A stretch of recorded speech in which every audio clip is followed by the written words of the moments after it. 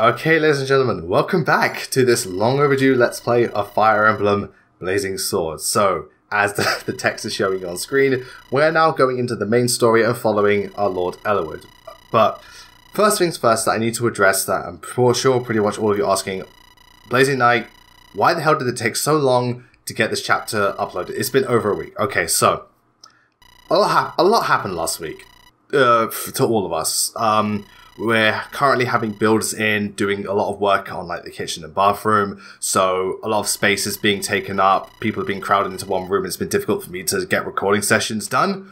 If you saw on Twitter, I was feeling a bit down last week, so I wasn't very motivated to do stuff, so like I was having trouble getting through like making the Monster Hunter video, and I had like I really didn't want to do a Let's Play where I was just moody all the time, because that's like one of the worst things you can do, have a Let's Play where I'm just there like every couple of seconds. On top of that, just other stuff, you know, we'd all come back from holiday, we're all quite fatigued, and one of our dogs had to be put down, and Olivia was so upset for a while. I couldn't ask her to be like, can you please try and be entertaining while doing commentary, because she was just really heartbroken. So it was a tough week for all of us, and I didn't want to put out a Let's Play where you had to where all that like negative energy was expressed onto you guys. So sorry that it took so long, but as of now it's just me for this episode. As of now we are feeling much better, and I'm hoping to get more Let's Plays done this week, because I spent a long time doing the Monster Hunter video, and the next video that's coming after that, it's a blazing rant. But with those videos, scripting can really vary, because I really read over those scripts over and over again because of the way they're structured. So I've really got to make sure that everything's good. So for this video, like I don't know how long it's going to take, which is why I'm going to put more emphasis on Let's Plays hopefully this week and get as many recording sessions done as I can, because I have no idea how long that video will take. So in the meantime, we can get back up to speed with this Let's Play. Thank you all for being like really patient. Like I haven't seen anyone like complaining. I have 1 or 2 comments asking where have they been, but you've all been very patient, and I appreciate that. We just had to deal with a lot of stuff during that last week, so thank you very much. And I also want to say, please forgive me during this Let's Play. Recently we all went out to the pub and I drank quite a bit, so I'm a little bit buzzed while recording this at the moment, and it's late at night, so please excuse me if I start trailing off or I start rambling like a complete idiot, or you're probably going to hear me giggling a lot because I've had quite a bit to drink, and I'm feeling a bit lightheaded. So, you know, I just pray I don't like forget to save this recording session, because that's gonna be a pain in the ass. So anyway, back to the game in question. So it takes place 1 year later after the events with Lynn, and currently we're following Eliwood. So as the text described, his father has gone off on some type of thing, but he hasn't responded in like well over a month, and Eliwood's starting to get kind of worried, because you know it's like, you're the Lord, you're the Marquise, and you've gone for all this time, something bad has happened to you. So Eliwood's main journey is literally just to find his dad. That's what the story starts out as, but eventually as it goes along it does evolve into something bigger. And one thing I've got to praise Blazing Sword for, which I think it does well, is the way the story is structured and paced. Like, the story is not like very grand. I made that very abundant. It's, as far as Fire Emblem stories goes, it's kind of on the level, but the way in which the narrative progresses and evolves becomes, you know, much bigger. Well, bigger in the sense, the context of the game, how it all like feeds into each other nicely, how everyone's arcs are put in, and like how it also has like there's a good number of slow moments after like the big epic stuff for characters just to regroup.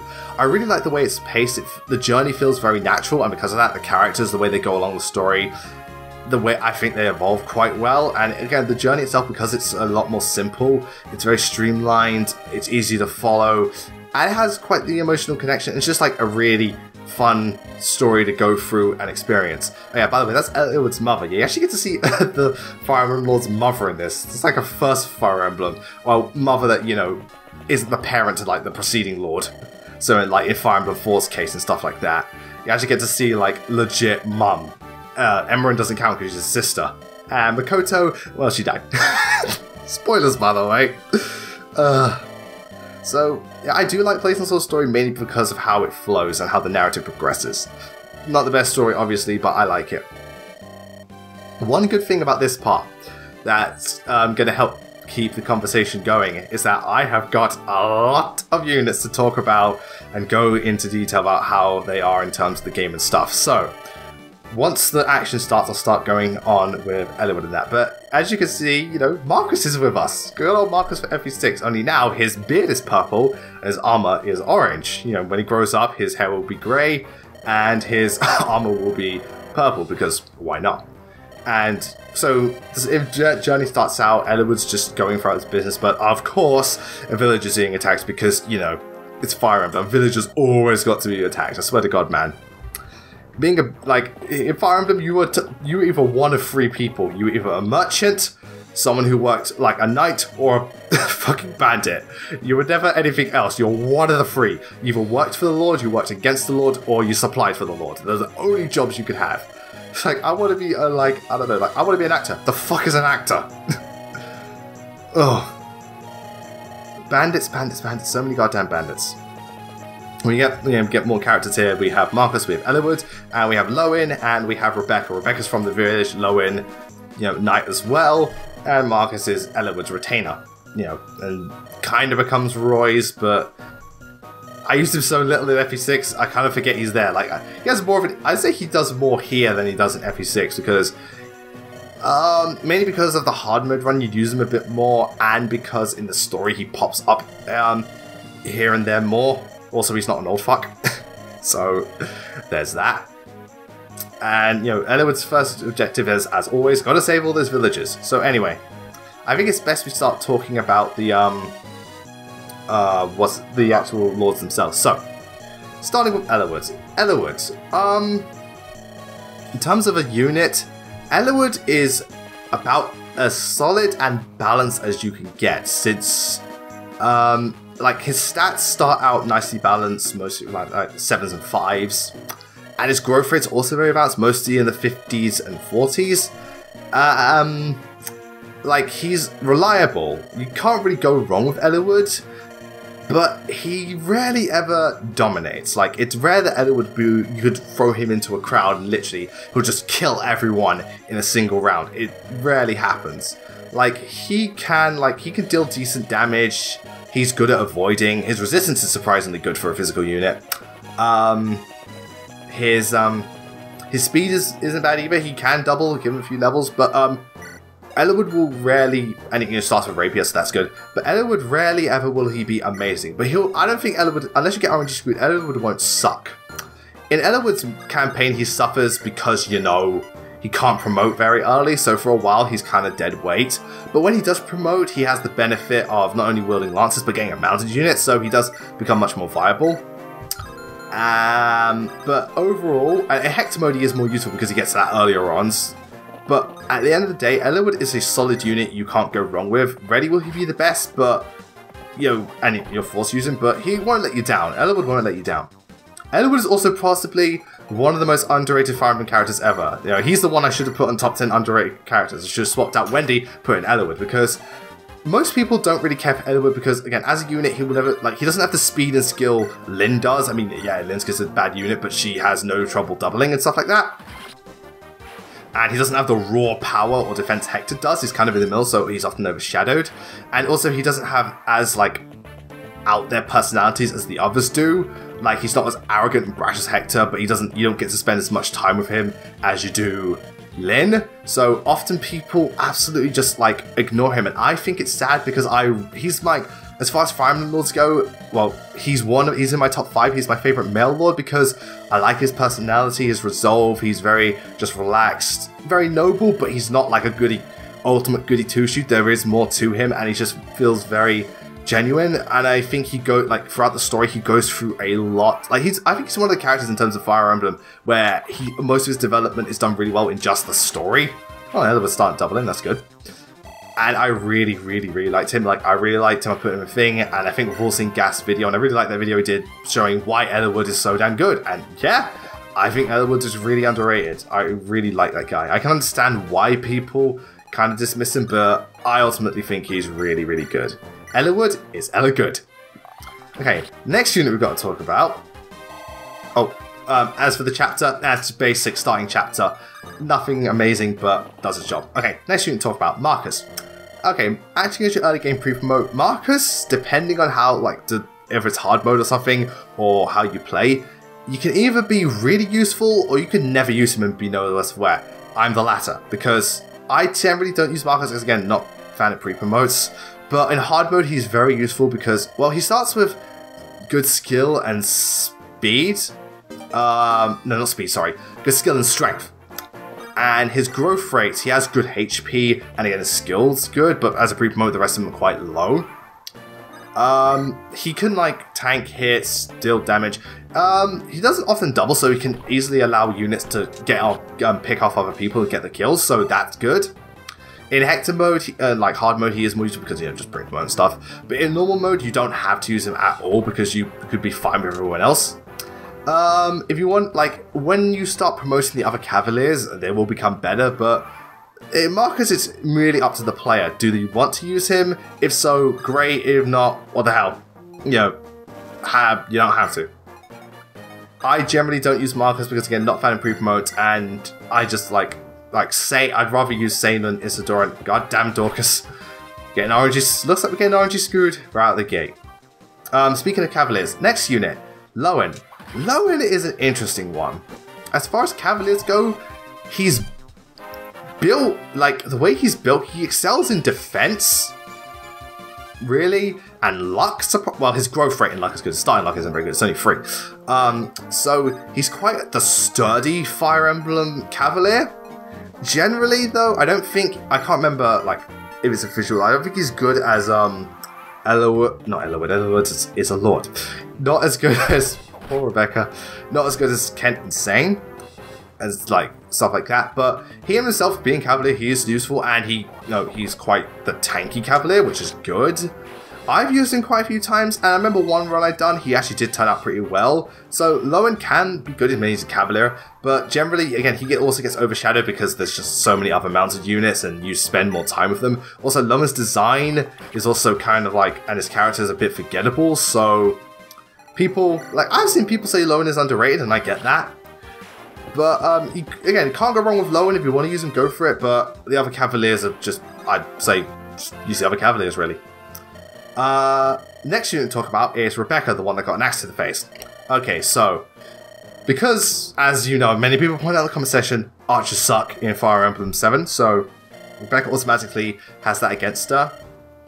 Her only real thing is, like, well, unlike Will's better at defense and strength, Rebecca is better at skill and speed, and that's the one thing Rebecca's got going for her. Her speed stat is considerably good, in the sense that it starts base of 6 and has 60% growth rate. So Rebecca has no trouble doubling people. Like, give her like 1 or 2 levels, she'll be doubling quite a lot. So she's got that going for her, and she's got generally, I think she's got good avoid. I can't remember. I think she does. Though that hit with the axe is obviously like says otherwise. Rebecca, out of the archers, I only use her the most because usually when I play 5 and 7 again, I go straight to just skip Lane's thing. And I will say, if Rebecca happens to get good strength and leveling up, then she can be more viable because she'll have no trouble doubling units, as we'll see for this playthrough. She'll have no trouble doubling people. The problem is she won't be able to even deal significant damage unless she gets lucky enough to get good strength. If she does, then Rebecca can be somewhat useful. Again, she's an archer. But as far as the other units go, if you want to use the archer, Rebecca's an okay choice. Like, about the same as Will. But you know, you've got to consider, if you're willing to, Raph can come back and be good. And then there's Louise as well, who starts as a pre-promote, and you don't really have to put effort in, so there's that. But I use Rebecca because I think as a character, she's quite sweet and just generally very nice. She has also a lot of supports with people, so that's cool. And I actually do really like her support with Lowen. And so as you can see, level up in HP and speed. What was it? Yeah, I like, whenever I use her most of the time she turns out well. This run, I will say, her strength is kind of abysmal. So we ultimately don't use her because of Wrath, but I like Rebecca, but like, it's not like she's definitely not a priority unit, but just because she's an archer. As far as other archers go, she's fine. She's just fine as she is, you know. There's like no, like you're not missing out if you don't use her, but you don't gain too much if you use her. So she's just kind of alright, as they say. She's alright. And last but not least is Barter, who we remember from Fire Emblem 6. Barter is, out of the fighter units, I use him the least only because Barter's only real thing he's got going for him is he's technically the sturdiest of the 3 warriors.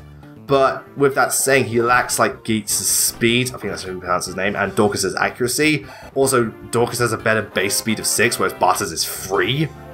Granted, Barter's a better speed growth rate, but, you know, and his strength isn't very good. So he's the tankiest of them, so to speak. But I generally don't use him just because I'd either use Dorcas or, as actually just go, you just either use, Hawkeye or Hector. Like, there's like the other warriors you shouldn't really be using to begin with because the other 2 units are just way better. So, Barter, I mean, I've used him once or twice, you can use him, but generally, I kind of forget he's there. It's like, if I'm going to use a fighter, I'm going to use Dorcas, or just if I'm going to use Accuse, I'm using Hector or Hawkeye. So, Barter, not bad, but you can go with better. Do I find it ironic that he's like kind of weak starting out in this game, but in Binding Blade, his base attack is fucking ridiculous. So that's certainly an odd turn of events. One thing I do have to say, guys, is if anyone's paying attention to Eliwood's level ups, okay, I don't know what it is about this game, but the Lords are getting really RNG blessed. Like, as of now, it's like, I don't think I've trained, alright, not so much Hector, but I don't think I've trained an Eliwood, or especially not a Lyn, this strong before, and it's weird seeing them being this good. Like, Eliwood's generally solid, but he's getting really good level ups, Lyn's getting really good level ups, Hector's Hector, so, you know, he's about the same as he usually is, but like, seeing the Lords be this good, it's like, wow. You're never usually this good. And I have the theory that they read all the comments in part 1, everyone's going on about how bad Lyn was and the fact that no one cares for Eliwood. They read the comments and like, oh, that's how it's going to be her. Well then.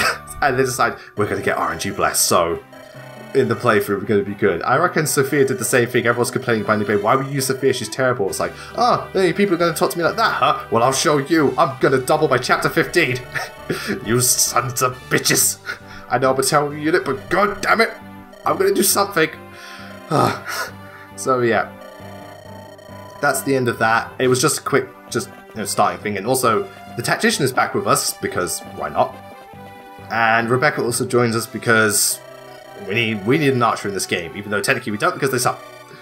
I never understood why exactly. I know people have talked about the Sonic Station, but I've never really fully understood why is it in this game in particular archers are so bad. Like, if someone wants to explain in detail, go ahead in the comment section, but what is it, like, really that makes archers, like, downright terrible in this game? Is it that they're bad, like, they're just straight up bad in this game, or are they bad in comparison to how archers have been in other Fire Emblem games? Is it them in comparison to the series, or them within this respected game that they're generally bad? Because if it's with this respected game, I'd love to know why. If it's in regards to the series, I can understand, but I'd like someone to clarify which is which, because at the moment, I don't know, because I keep hearing archers are terrible in this game. They suck in Fire Emblem 7, and I'm like, okay, why exactly? I'm not 100% sure. Maybe the archers are just kind of underpowered, but also, like, Raph has an odd during time. I mean, Louise is fine, but again, being pre-promote are the best growth rates. Will and Rebecca aren't anything special, so, you know, there's that.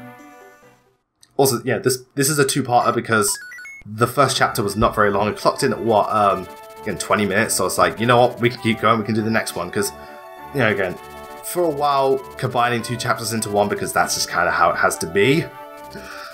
Because again, like, most Fire Emblem games, with the exception of Radiant Dawn, when you start out, the first couple of chapters aren't very long, so I felt it best just combine the two. So Eliwood's moving on with his journey, but it's here we find out I have a price on my head, and oh my god, it's here where we get everyone's favourite axe-wielding maniac. But we'll get to him when we get to him. But oh boy, like, the amount people love... Oh god, it's... And suddenly, ominous music. This should be interesting. So this is where the Black Fang really start to make their presence here. I mean, they were kind of foreshadowed in Lynn's story, but it's here where they really start to take hold. And they're basically pulling strings from the back and manipulating things and all that jazz. So yeah. And this guy, he's like a... He sees Eliwood as like a son or something, even though he's really damn old. And he kind of regrets what he's done, but it ultimately does not turn out well, which is a shame. So, you know, again, you side with the Black Fang. It seems like a good idea at the time, and then ultimately you die. Gonna be like the worst contract ever. So sign the contract here. Okay, we get this, that, and the other. Towards the end, we'll betray you, and you're gonna die. Why am I signing this again? Just do it. Because we have excellent PR. We have excellent personal relations. We also have a good dental plan. Maybe that's why the Black Fang are so intriguing. That, or again, they're just really good at speeches. Maybe what's his face? I'm not going to start trying to pronounce his name because I'm going to get it wrong. Maybe he's just very good public speaker and is excellent when it comes to negotiations. I don't know. Maybe it's the yellow eyes that are so charming. He has the eyes of a Sith Lord. Yeah. So, just moving on forward, and Eliwood's like, I just want to find out what happened to my dad. Is that so much of an issue? Where... If only internet existed, Eliwood could message his dad like, Dad, where the fuck are you? Or he just goes to like Google Maps like, where is Dad? Like, oh, he's here. That makes me so much easier. Oh, Fire Emblem with internet. That would be hilarious. I'd actually love to see that. Could you imagine like, just like, oh, it would make an Awakening of Fate so hilarious. Like, could you imagine, like Charlotte got married to Prince of Nor, hashtag lol, set for life. That'd be so funny. Or like, I'm trying to think like what other character would be really funny where like they get a confession and just thingy-majiggy. Or like oh god, I'm trying to think what like what they put in the text. Oh,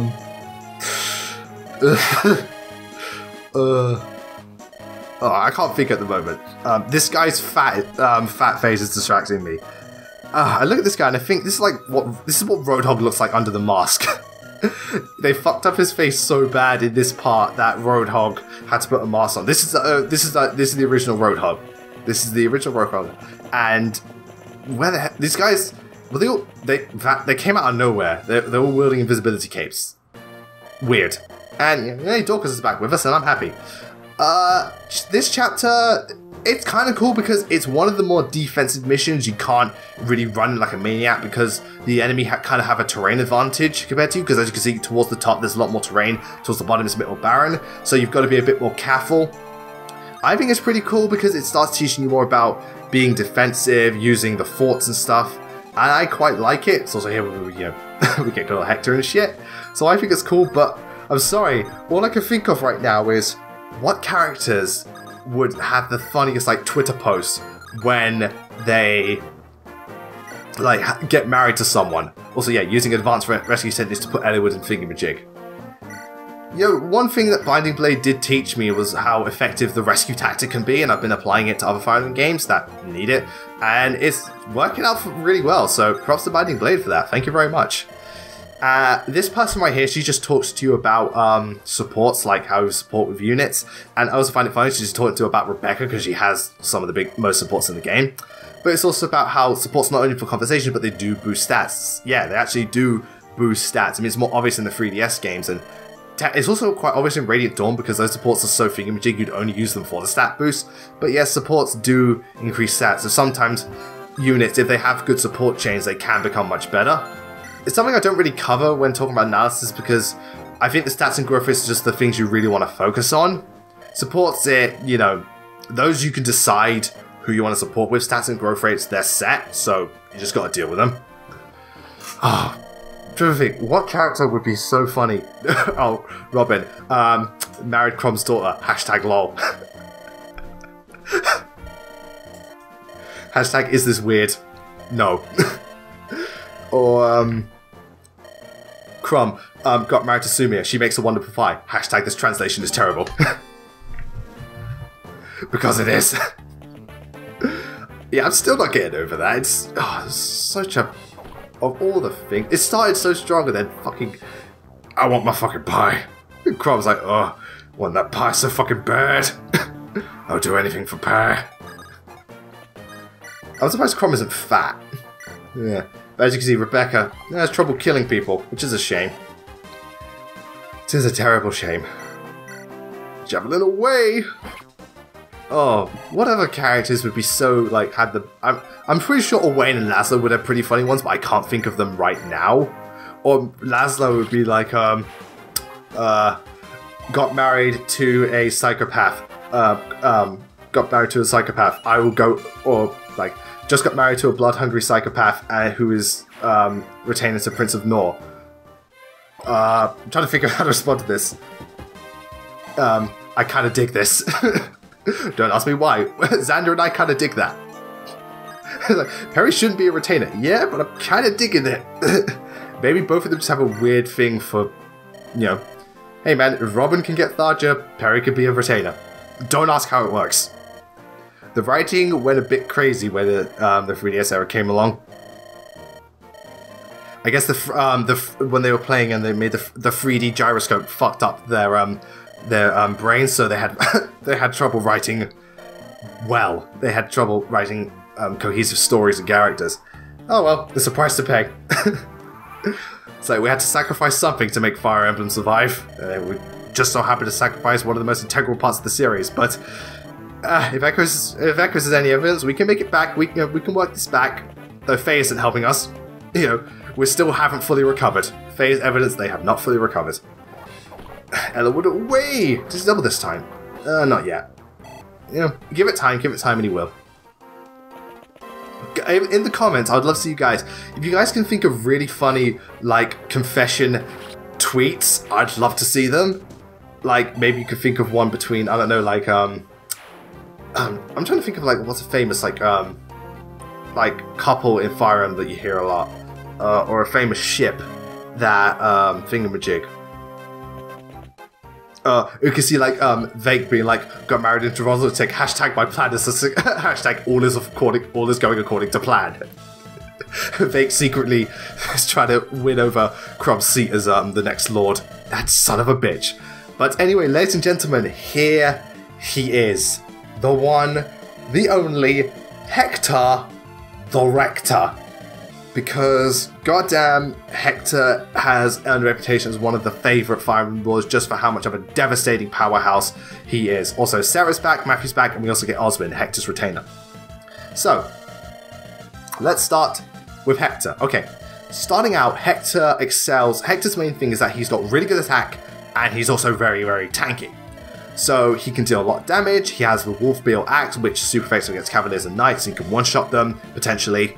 Not always, but there's a good chance. And he can take physical hits like a boss. Like, seriously, he's so sturdy. People tend to really like him because, like, again, he's so powerful, he can take hits. And if you just so happen to get good speed with Hector, not gonna lie, especially in Eliwood mode, he can... I know it's kind of a bold statement, but I've seen it countless times. I've done it. He can kind of solo Eliwood mode. Specifically, I'm saying Eliwood mode because he can promote earlier, and out of the lords, he's, in a way, he's kind of the strongest because, well, because he always starts with a really good thing. I mean, granted, Eliwood has the mounted unit priority, which, you know, there's that going for him, but that's not until much later, and Hector's raw power is nothing to scoff at, it's just stupid. And if you know, granted, he has problems, like, his resistance isn't that great. In Hector mode, doesn't promote for a while, so he will be a little bit of baggage. And what else is bad about him? Also, he doesn't have the best skills, so he can have trouble hitting units starting out. But if your level ups are generally pretty good, Hector, like, his potential to be a very strong unit will shine through, and he'll just excel greatly. In Eliwood mode, you'll see a lot. Like, he's really damn good in Eliwood mode. And as we're seeing this playthrough, you know, he's a fan favorite just because, as you can see right now, he just takes out people, no problem. He's also character-wise, he's really brash and arrogant and just like, I don't give a shit, I'm just here to kill people. And Eliwood, how the hell did you get hit by that? Oh, this RNG, again, once or twice it slips up. I'm going to see that quite a bit in this playthrough, but what are you going to do? But his character, like, out of the three, whatever, critical. Out of the three, I think he's the least interesting, but to his credit, he is very entertaining, he has some good banter. And in Hector's campaign, he does go through a good change. I will give him credit for that. So in Hector mode, you know, Hector does excel in terms of character. He's just not as good off as a unit. But as far as Lords go, he's one of the favorites. He isn't actually one of the best. Like, I'd say Sigurd and Ike are better. But Hector definitely, like, even if it's Hector mode, I'd say definitely use him just because he works great as a tank. Physical tank, he has the power, and if you just so happen to get good level ups, Hector will be fantastic. So Hector is wonderful. Out of the three, he's my least favourite, but you gotta love Hector the Rector. And last unit to talk about, Oswin. Okay, Oswin is where Knights started to become useful in Fire Emblem. I've always been under the impression they've been getting better and better, especially after Radiant Dawn and Fates specifically. And Oswin really started that train because coming in, he starts at level 9, which is a good level, has good strength, and he's got, you know, good, pretty good skill, and good, what's his face, defense, as you'd expect. Growth rate wise, like his defense is pretty good, HP.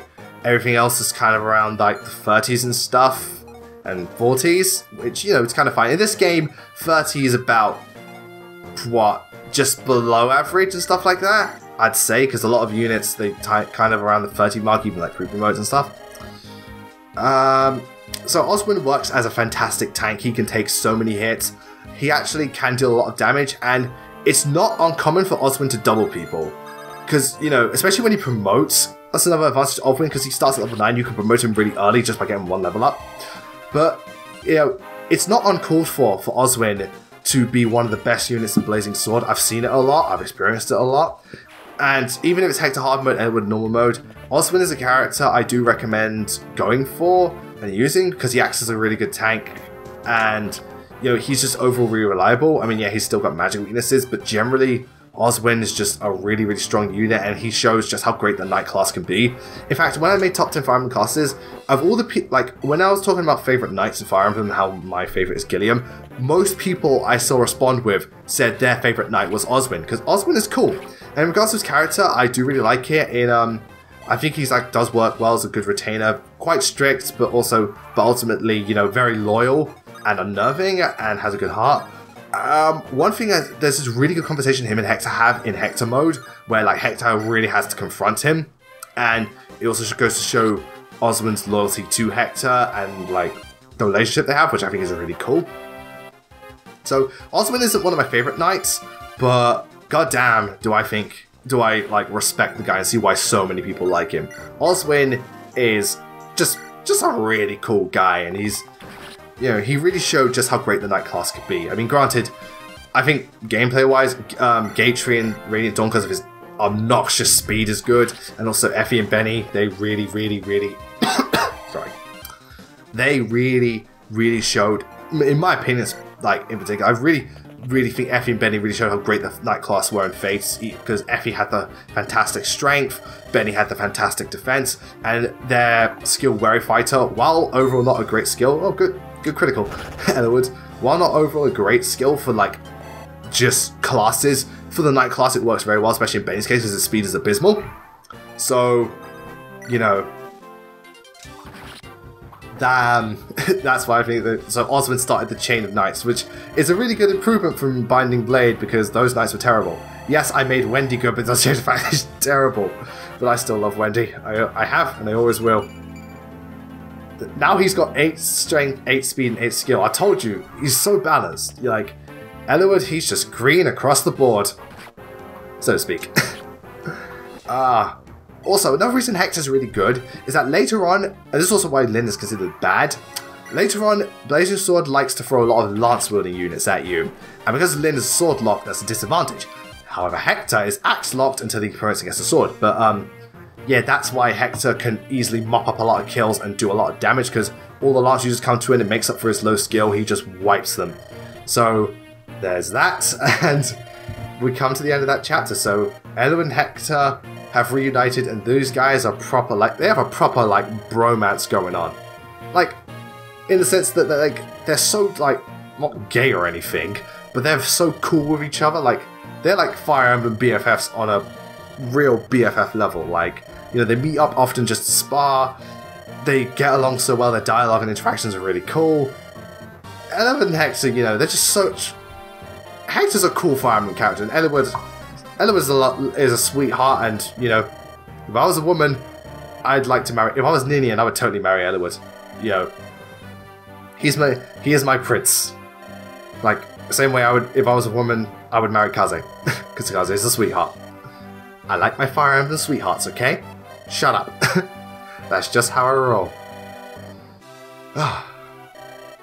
I'm glad I was able to get through this all myself. I actually did have a lot of things I wanted to talk about in this part. I was going to talk about FE Heroes, I was going to talk about my Radiant Dawn run, Warriors, and also Insane Trilogy.